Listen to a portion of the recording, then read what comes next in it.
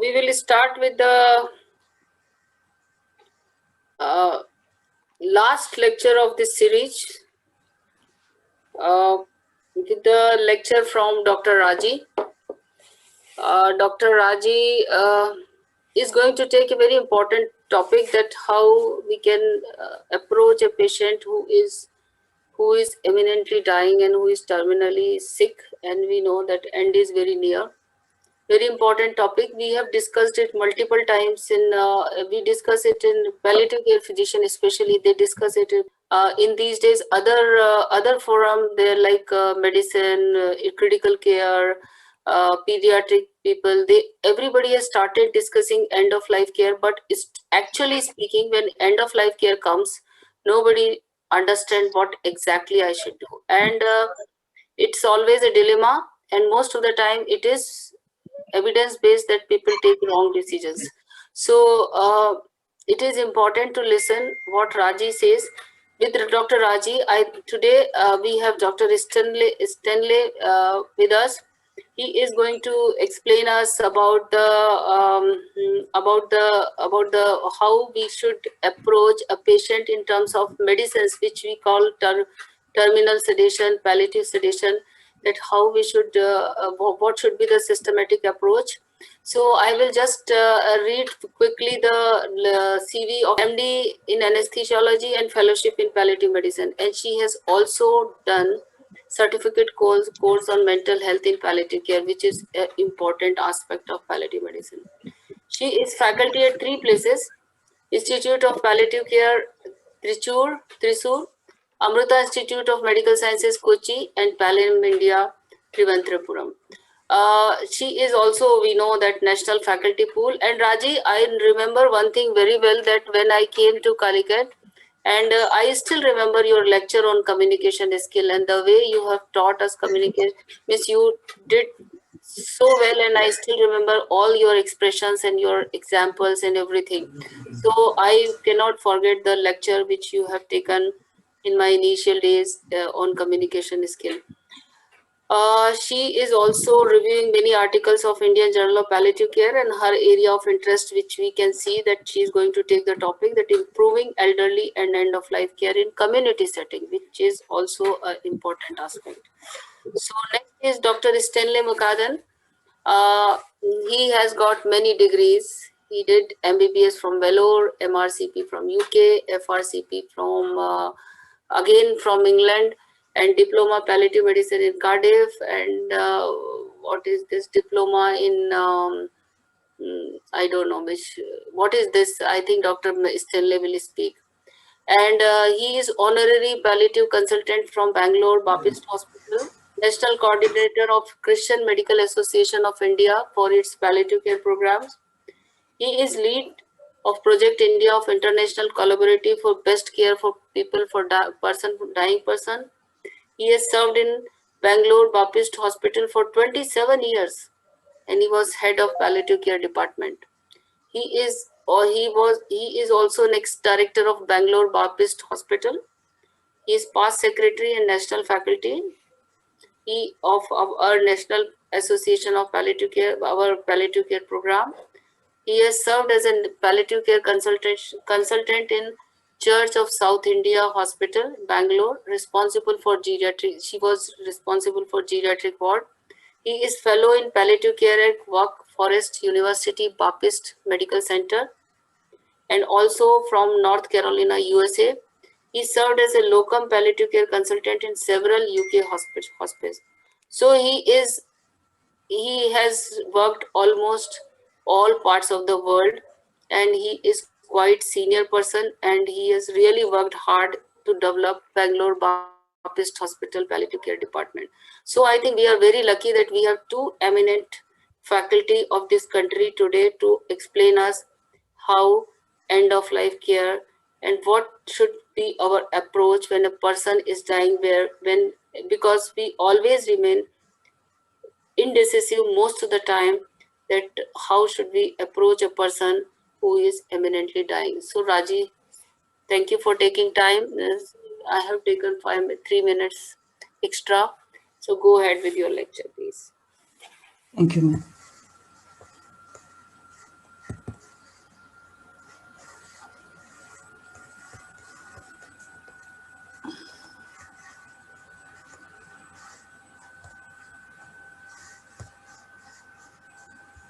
I hope my slides are visible. Yes, it is visible, Rajashree.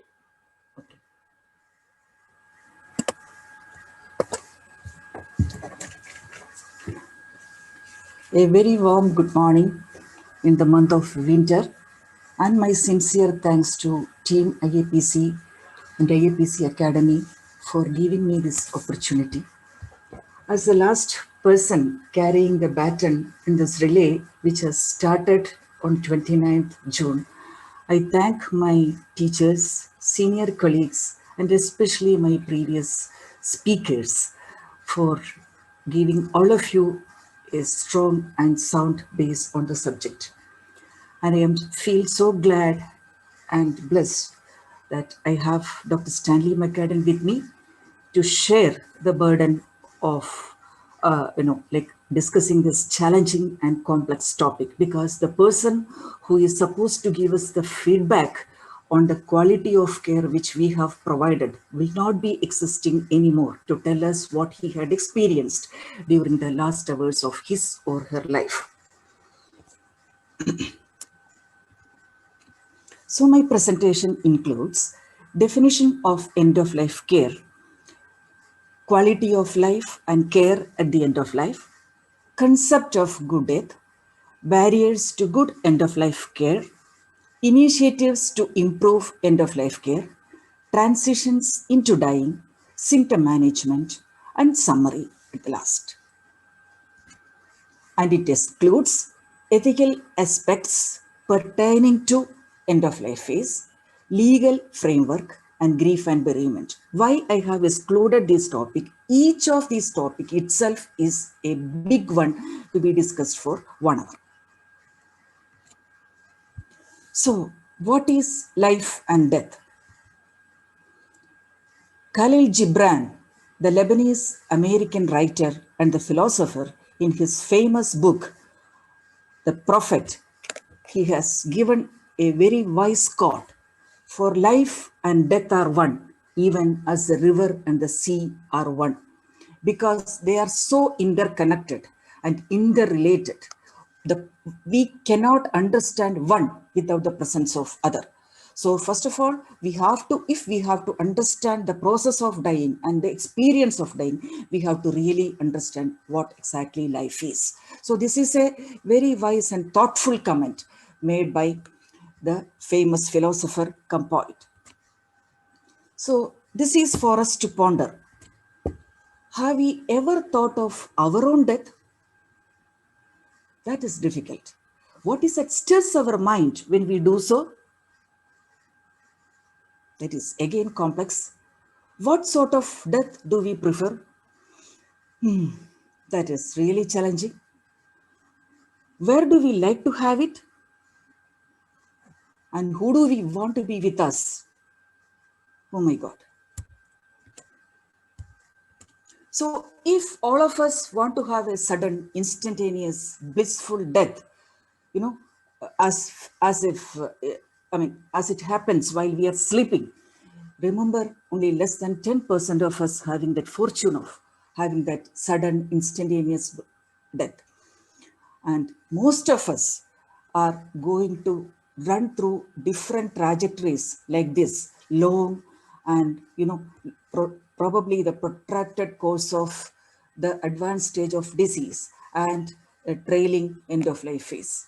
So this is very important when we consider the last and the most important part of our discussion, like, are we bothered about how others die? So if we are so, like, only when we think of our own death and how comfortable we want to make it for ourselves, then only we can think of how to make it comfortable for others too. So let us see the definition. Nothing gets complete without a definition. End of life is defined as a chronologically indefinite part of life when patients and their caregivers are struggling with the implications of an advanced chronic illness. There is no definite period like hours or days or weeks or months. So only after the death of the patient, we can say the last hours were peaceful or last hours were really distressing. And those comments come only after the death of the patient. So it is always retrospective. So end of life care is a care for people who are living with or dying from progressive or chronic life-threatening conditions. So silver hour is a concept which is quite similar to the golden hour in life-threatening condition. It is said that it is a span of time, is 30 minutes before and after death. In this period, the unique needs of the patient in the time just preceding their death and the needs of their family immediately upon the patient's death are met. The focus is on a peaceful death and supporting family needs. Healthcare workers act with the same urgency, competence, and compassion used for other life-threatening situations. That is why it becomes synonymous or similar to golden hour, which we commonly, encounter in cardiorespiratory emergency situations and also in neurological emergency conditions. So why this end of life care is important? In 2015, there was a survey report published in Economics Intelligence Unit by Lean Foundation. They have conducted a survey among 80 countries, among the 190 plus countries in UN. So where does our country, India, stands? She is far below many countries. She has got 67th position. Definitely, our country has made her position better than that in 2010, when she was the last among the 40 countries. So let us see why it happened. Why our country ranked below among the 80 countries. So the indicators of quality of death, what Lean Foundation has suggested to conduct the survey is palliative and healthcare environment, which holds 20% of the share. So now we know the importance of having an appropriate palliative care approach towards end of life phase of each and every patient. So national average of our palliative care coverage is less than 3%. So that is one of the principal factors bringing our country below in ranking. So then comes human resources in terms of professionals and their access to training, again accounting for 20%. Affordability of care, which is attributed to cost of care and public funding and different schemes to support healthcare, different schemes to support the financially vulnerable population, and the quality of care, which accounts for 30% of the share, which is focused on monitoring guidelines, opioid availability, and partnership in care. Partnership means it is interprofessional and it is a partnership between the professionals and the patient and the family. And the last is 10% for the community engagement. That is with respect to awareness and the community networking in palliative care and general health care awareness. So now it is very clear the factors which pushed our country below in ranking. So let us see what are the domains of quality of end-of-life care as perceived by the patient, as perceived by the general population, including the professionals. So what are the patient's perspective on quality of end-of-life care? Receiving appropriate symptom control, that is very important. Receiving a proper symptom control, receiving proper control of distressing symptom towards the end of life is of paramount importance, and avoiding inappropriate prolongation of life. So when I want to leave this world, my life shouldn't be prolonged unnecessarily and inappropriately. I mean, putting me on life-sustaining devices and achieving a sense of control. This is a very important point which adds to the dignity of the person while he is alive and also while he is, actively dying. And relieving burden, burden means it is not only physical burden, also psychosocial and the spiritual burden, and strengthening relationship with loved ones. So when I am about to leave the world, see, I want to see my beloved people around me. So, and I want to share my concerns and thoughts with them. So that kind of strengthening should happen, I mean, as it is perceived by the patient. So let us see what the others, how others look at it, like general population, including professionals.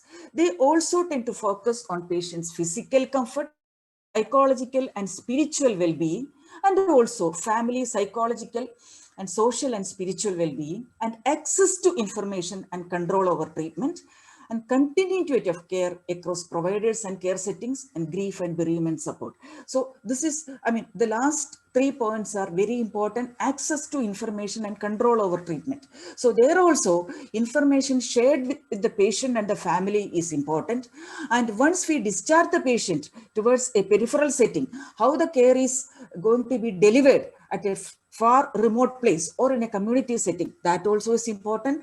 And I mean, palliative care doesn't stop there, or end of life care doesn't stop at the death of the, with the death of the patient. It continues as grief and bereavement support. So let us have a look at death in different setting.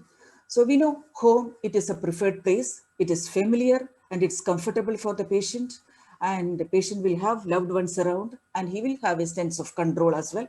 But it has got certain disadvantages as well: lack of professional support, inadequate symptom control, and caregiver exhaustion.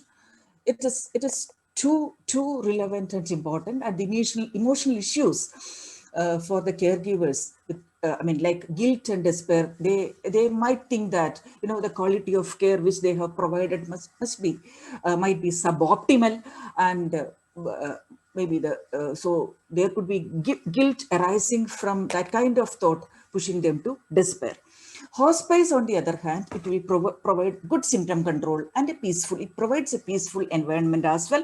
And many hospice settings will have bereavement support. So it has got a disadvantage because most people look at hospice as a place of death. So when one person is moved to hospice, he will carry a message that, okay, I am going to die, or it is my end.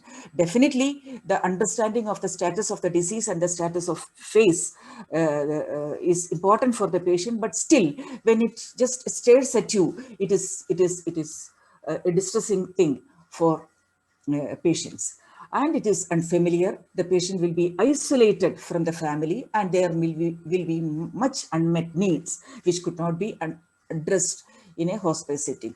Hospital, which will have ready access to medical and nursing care, it can provide all sorts of symptom control possible, and there is no burden of care on the family. But definitely it adds to isolation, loss of control from the side of the patient, and care mostly oriented towards cure, which shift the focus of care from care to cure. And it is unfamiliar, and there lies unmet needs as well. So there are few articles, which I have shared with my presentation, good articles on advanced care planning in the community. And this highlights on the public health approach to end of life care and how to support communities in sharing their concerns and wishes. And there's another one on compassionate collaborative care, again, an integrative review of quality indicators in end-of-life care, particularly in the peripheral setting, and experiencing death and dying process, a phenomenological analysis of patients with terminal cancer. This is about understanding the process of suffering from terminality and its impact, that's impact of the suffering on the patient. This is a Brazilian article, and it is a very good article to be read. So what is the concept of good death? Having the knowledge that death is approaching and what can be expected. Having control on what is happening, and having control on place of death and who is present to share the end. Having dignity and privacy, having adequate relief from distressing symptoms, having access to information and expertise, having the freedom to use advanced directives, having the time to say goodbye, and to be able to leave when it is time to go. The last 2 points are very important. So let us see what are the barriers to good end-of-life care. So continuity of care is the one of the most important thing, because once we refer the patient from a tertiary or quaternary care institution to a peripheral setting or a primary care center, according to her wish, the care setting is changed. So there will be, the professionals also will be changed, and there will be multiple providers which might cause transition in different setting and leads to disruption, which might add to disorientation and suffering and deterioration of the patient's status in all aspects. And the organization of care where where the focus is on care or cure, that also is important. If your focus is more towards care, more towards cure, so the quality of end of life care can be compromised. And education and training, it doesn't require more emphasis, because how many of our professionals are taught properly how to provide end of life care, and what is their access to training, that also is important. And cultural awareness, if the patient is not acknowledged for the cultural belief system, that again poses a barrier to good end of life care. And the staffing, whether we are providing adequate number of staff for patients needing end of life phase, and the staff members who are providing end of life care, we have to remember that they will be going a phase of burnout, compassion fatigue, moral distress. Many factors will be just causing burden on them. So we need to have, it is not only the number of staffing, there should be a provision to debrief and share the concerns of the staff members as well. And the physical resource, whether irrespective of the care setting, are you provided with the essential resources and the gadgets for getting good quality of care? And psychological and the spiritual support and communication don't require much elaboration. So Octavio Paz, the Mexican author, he emphasizes a civilization that denies death ends by denying life. So let us have a look at the initiatives to improve end-of-life care. Liverpool Care Pathway, which was initiated in late 90s, and it had phased out in between in 2012 and 2013 because of the difficulties in practical implementation. But it is said that if it is appropriately delivered, it touches upon many domains, and it is expected to provide good quality of care, because it attends to the needs after the death of the patient as well. And the Amber Care Bundle is another one which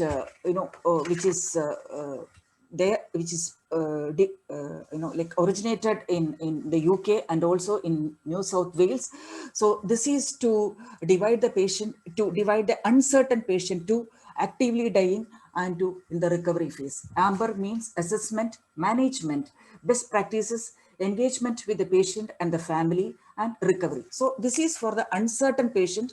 So with the care bundle, the staff and including the professionals will be so sensitive to the needs of the patient, and they will give utmost care so that the transition will be made without losing time into recovery phase or in the dying phase. And we also have gold standard framework and international collaborative for best care of the dying person.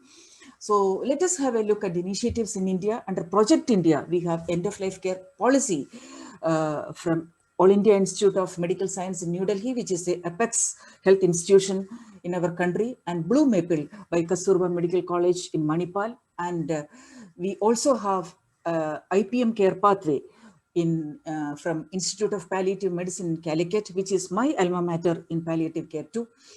And there is Indian Society of Critical Care Medicine and Indian Association of Palliative Care End-of-Life Care Guidelines, and ICMR guidelines on do not attempt resuscitation and advanced directives and living will in 2018. I have shared all the documents with my presentation.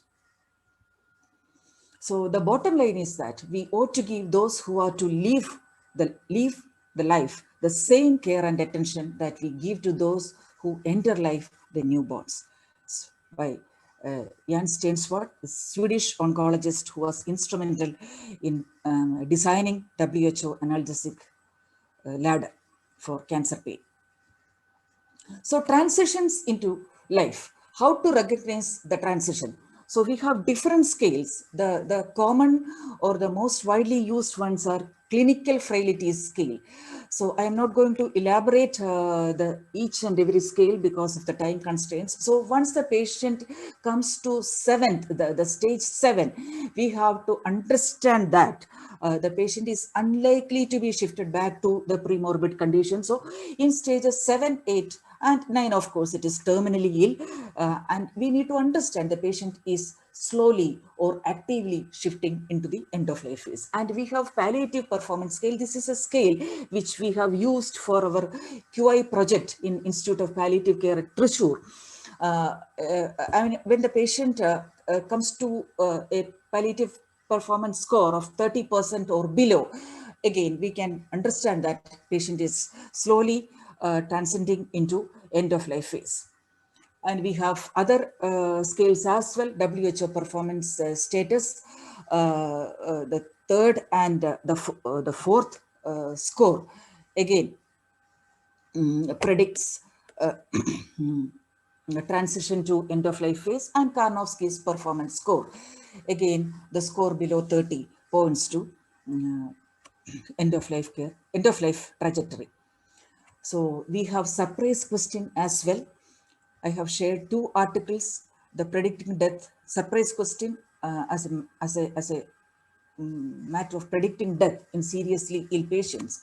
So this meta-analysis among 26 studies across the patient population found that it had pooled accuracy of 75%, sensitivity of 67%, and specificity of 80%. So the surprise question is that, it is for the professional, would I be surprised if this patient died within 12 months? This is to, like to shift the concept from the probability to possibility.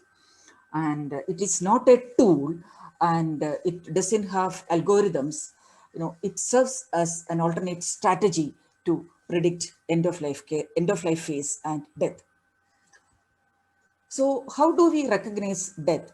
Profound weakness, gaunt appearance, drowsiness, disorientation, poor attention and concentration, diminished oral intake, skin color and temperature changes, and reduced urine output. All of us know. And principles of management focus on ensure patients comfort through appropriate symptom control. This is refocusing medical and nursing care. We have to shift our focus from taking the regular vital sign chart and intake output chart and monitoring ABG values and electrolyte values and going through the biochemical parameters. We have to shift our focus from the biochemical, microbiological, and the pathological parameters to care pattern. That's a point where all these care pathways will help us. And avoiding or stopping unnecessary interventions and medications. We have to stop all the medications which are not found to be useful. I remember Dr. Tushar Shah had once mentioned, like if you want to start or if you want to continue statins for a patient, another older patient, the patient must have at least, like 10 years, at least 5 years of longevity. So drug medicines like statins, similar dyslipidemic agents, antihypertensive agent, and oral hypoglycemic agents, and all those medications can easily be stopped and avoid all unnecessary intervention. I would consider even intravenous cannulation itself should be avoided if the patient is actively dying. And similarly, nasogastric tube insertion and urinary catheterization. And we need to review symptoms and rationalize medications regularly. And we have to maintain effective communication and provide psychosocial support for the family members. And the key points are, we have to look at patients' biological prospects. We have to respect patients' choice by, looking at the ethical principle of autonomy. And we have to look at the therapeutic aim and benefits of each treatment. It's another ethical principle on beneficence and the adverse effect of each treatment.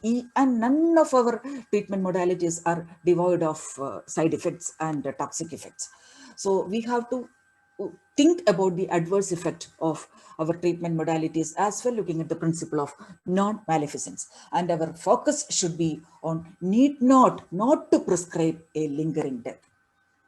So the plan in a nutshell is goals of care discussion with the family and the transition from intensive care to palliative care approach.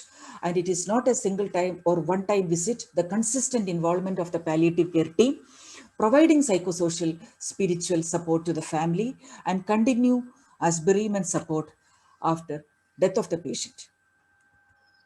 So let us look at what are the distressing symptoms towards the end of life phase. Pain, breathlessness, delirium, secretions, nausea, vomiting, nursing issues, and pressure injury, bladder symptoms, bowel symptoms, and emergency situation. So pain, it is a really challenging symptom, because the routine assessment and titration of analgesics can be quite complex and challenging because of the inadequate or inappropriate response from the patient and altered renal function.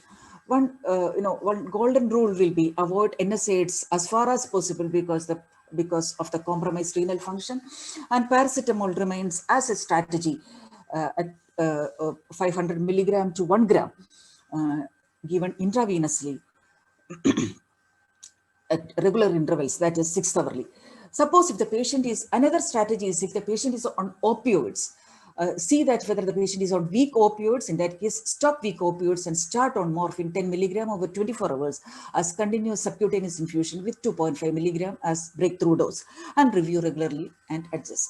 And if the patient is already on oral morphine, stop oral morphine and convert oral form to subcutaneous dose over 24 hours. And this subcutaneous dose should account for the regular as well as the PRN dose at 1/6 of the total dose as breakthrough dose. And then review within 24 hours and proceed according to the response. And we know how to escalate or de-escalate the dose of morphine according to the response of the patient. Having said that, I understand response to analgesic in a dying patient could be really complex. And if the patient is not on opioids, the scenario one is whether the patient is not in continuous pain. This is something like anticipatory prescription. If the patient is not in continuous pain or episodic pain, planning ahead, prescribe morphine 2.5 milligram subcutaneously PRI. That means as and when needed, patient should be given 2.5 milligram subcutaneously. Review regularly, make it as a continuous subcutaneous infusion if the pain becomes continuous or severe. So if the patient is in continuous pain and if the patient is not on opioids, act now. Start morphine 10 milligram of 24 hours as continuous subcutaneous infusion with 2.5 milligram as breakthrough dose if effective, and review regularly and adjust accordingly. And review means it is, though I have written 24 hours, we may have to look at the patient even more regularly, like 4 hourly or 6 hourly intervals. And in Institute of Palliative Medicine at Calicut, we have a regular pattern of reviewing symptoms and adjusting medicine doses at regular intervals like 4 hourly or 6 hourly. And now we have breathlessness. If the patient is breathless, we have seen the non-pharmacological measures, how it can be helpful in the previous sessions. And pharmacological measures, if the patient is on opioids for pain, give extra morphine 2.5 milligram subcutaneous stat and midazolam 2.5 milligram subcutaneous stat. Prescribe hourly as needed and start morphine 25% increase of the existing dose plus midazolam 10 milligram over 24 hours as continuous subcutaneous infusion if effective. This is for a patient already on opioids for pain. And again, review should be made regularly and dose adjustment should be done. And if the patient is not on opioids, give, as the PRN dose, and then if found to be effective, start morphine 15 milligram over 24 hours and with regular review and adjustment. And remember, furosemide 40 milligram may be tried in heart failure. And if the patient is at risk of breathlessness, we have patient not on opioids and patient on opioids. This is something which we have to plan ahead, prescribe morphine 5 milligram subcutaneous PRN. Or if the patient is on opioids, we can suggest morphine 2.5 milligram with midazolam 2.5 milligram subcutaneous for patients who are already on opioids. So there are two trajectories, like if the patient is not on opioids or on opioids. So here we can like give PRN doses and review within 24 hours and adjust. Patient delirious, if restless, again, we have covered an excellent session by Dr. Naveen in the previous session. So I am not going to elaborate each and every box. So if the patient is restless, we can give midazolam in addition to haloperidol. So again, adjust the dose according to the response. So when we escalate the dose of haloperidol, we have to be aware of the extrapyramidal side effect. So always consider non-pharmacological measures. So if the patient is not restless, again consider non-pharmacological measures. Plan ahead by giving haloperidol 1 milligram subcutaneous stat and PRN. Here the patient is not restless, so there is no need to add midazolam. Again, regular review should be done and dose adjustment should be made. And if the patient is not delirious, remember how Naveen has emphasized in a hospital setting how prevalent delirium is. It just escalates from 10% in the home care setting, 30%, 60%, and 90% towards end of life phase. So we need to be aware of the predisposing and precipitating factors and be sensitive to non-pharmacological needs and keep haloperidol ready for PRN administration. And respiratory secretions, if it is present, we can give either hyoscine butyl bromide. I have concentrated only on drugs which are available in India, hyoscine butyl bromide or glycopyrrolate, either, as stat dose and making it as a continuous subcutaneous infusion if effective. And alternative strategy is atropine 1% of thalamic solution, 2 drops administered sublingually at 4th hourly intervals. And we need to focus on the non-pharmacological measures as well, alter position, stop parenteral fluids, and give meticulous mouth care. And if secretions are absent, anticipatory prescribing of hyoscine butyl bromide or glycopyrrolate again holds good.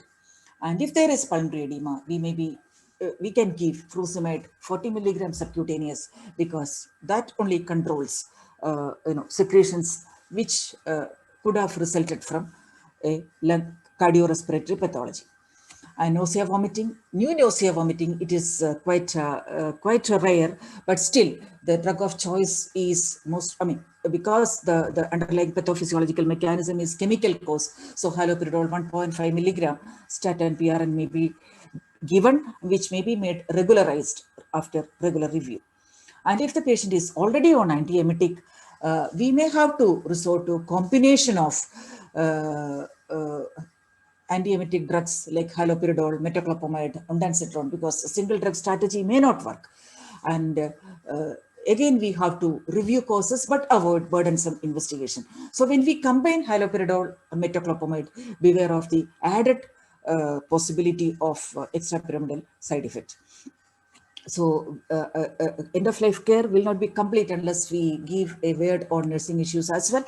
Care of pressure areas like silent pressure points, routine pressure points we all of us care for, but silent pressure points from endotracheal tubes, nasogastric tubes, and mask.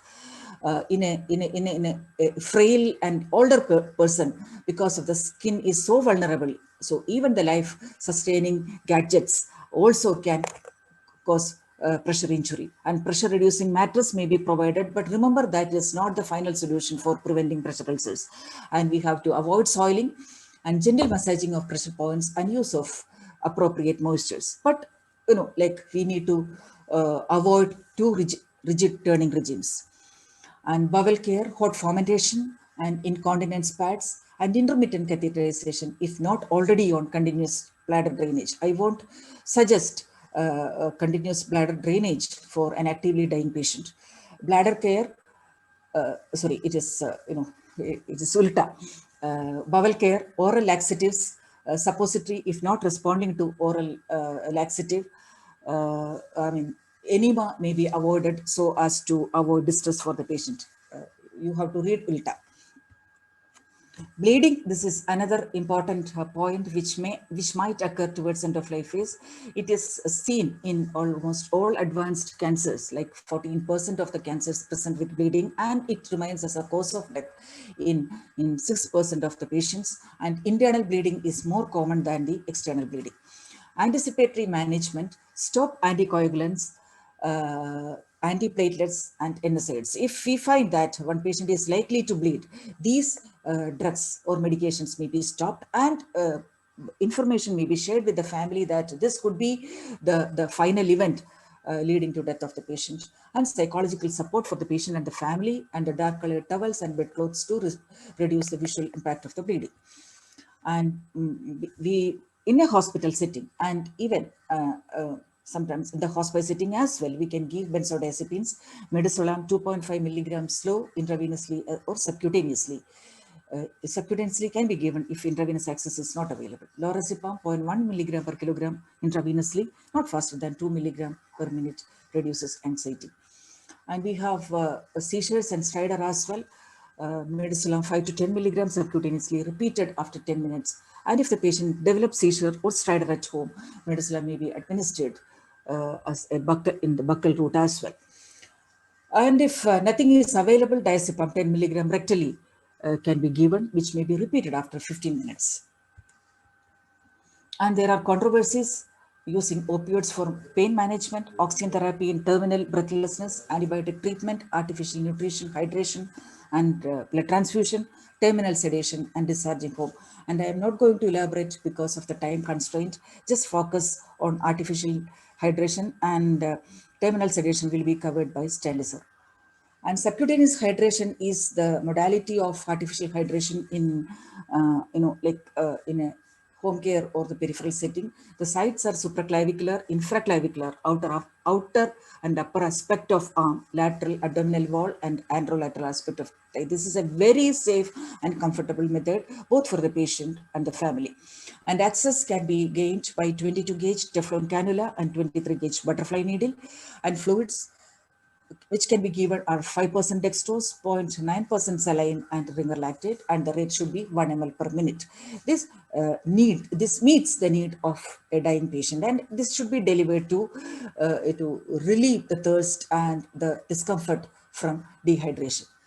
So discharging home, usually when we send the patient, home, according to their request, we just write left against medical advice. So it's a patient's choice finally where the patient has to die. So it all depends. This is very beautifully described in this article, because usually we consider that home is a preferred place for death, but it is not always, because it is an evolving thing. It's quite dynamic. It may change. It depends on the perception of the patient and the uncertainty with respect to the disease trajectory and the caregiver and the service provided. So we need to respect the wishes of the patient and the family when we think about the place of the final event. So when we decide upon that, information should be given on essential medicines, availability, side effects, training in drug administration. Just don't write this medicine should be administered sublingually or subcutaneously or should be applied rectally. Teach them by demonstrating and make them do before we send them to a peripheral center or home. And information should be given with respect to nursing care and the nearest palliative care unit or the network. And awareness about the situation which can lead to the final event, like bleeding, stridor, or seizure, and psychological support. And care after death also should be mentioned, and diagnosing death, absent pulse, heart sounds and respiration, fixed and dilated people, and flat ECG in all leads. And what should we do once the patient passes away? Removal of IV cannula and all gadgets we have already placed in, like infusion lines, tubes and catheters, covering the wound with absorbent dressing if there is a fungating wound, positioning of the body, emotional support to the family, and certification of death and completion of legal formalities wherever required. And effective communication and the family support should be given. It may not be emphasized too much. And the presentation cannot be made complete without mentioning the special issues with respect to COVID-19, which has just stolen millions of people from the globe. It is an acute illness with fast progression, so there is less time for preparedness for the patient, family, and the professionals. Limited information, so there is a dilemma in decision making for the professionals itself. So the family will be even more confused. Information overload. I remember once Dr. Naveen was telling COVID-19 is not only a pandemic, it is an infodemic, which mounts the anxiety. Isolation from the family members, which results in complicated grief. Personal protection equipment, which hinders effective communication. Inappropriate artificial life support measures, which adds to suffering. And quarantine protocols, stigma and complicated, which leads to stigma and complicated grief reactions. So this is what is the ethics of end of life care? You may decide. So the final hours, if it is properly managed, family members or caregivers feel confident and comfortable. It is a sense of final gift giving for the family, sense of growth in all members of the caring team, and patients ends up in needless suffering. Family members live with frustration, worry, and guilt, and opportunity for growth is lost for the whole caring team if it is improperly managed. So just focus on the slide for a second. So it is, I mean, if the memories will last, memories of the last hours memories will last forever in the memories of the living person who had to see, who had to witness the last hours of dying of their beloved ones. So the summary is focus on comfort of the patient, review symptoms regularly, and reassess the need of each medicine, balance needs versus wants. We have to meet the needs, not the wants, using ethical guidelines. Only those medicines to manage distressing symptoms are necessary. Choose the least invasive routes like oral, buccal mucosa, subcutaneous, and intravenous, and maintain effective communication, address grief, and provide bereavement support. And our need of the hour is end of life care policy. So these are my reference. So the final thought from our own Nobel laureate, death is not extinguishing the light, it is putting out the lamp because the dawn has come. With that wise quote, I wish you all a happy new year. Thank you for patient listening. So I hand over the session to Dr. Stanley.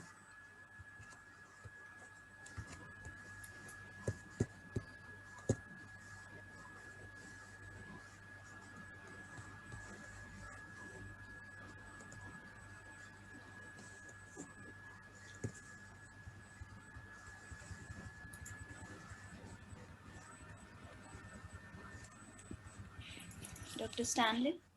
Yeah. Yeah. Good morning, everyone. Let me just use this.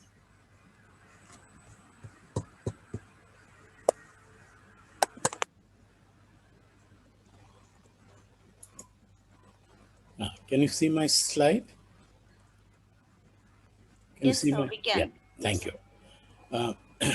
Thank you, Raji, for that excellent covering of the difficult topic. I'm going to talk on palliative sedation, and I thank the Iapc Academy for this privilege to participate in this teaching and learning session.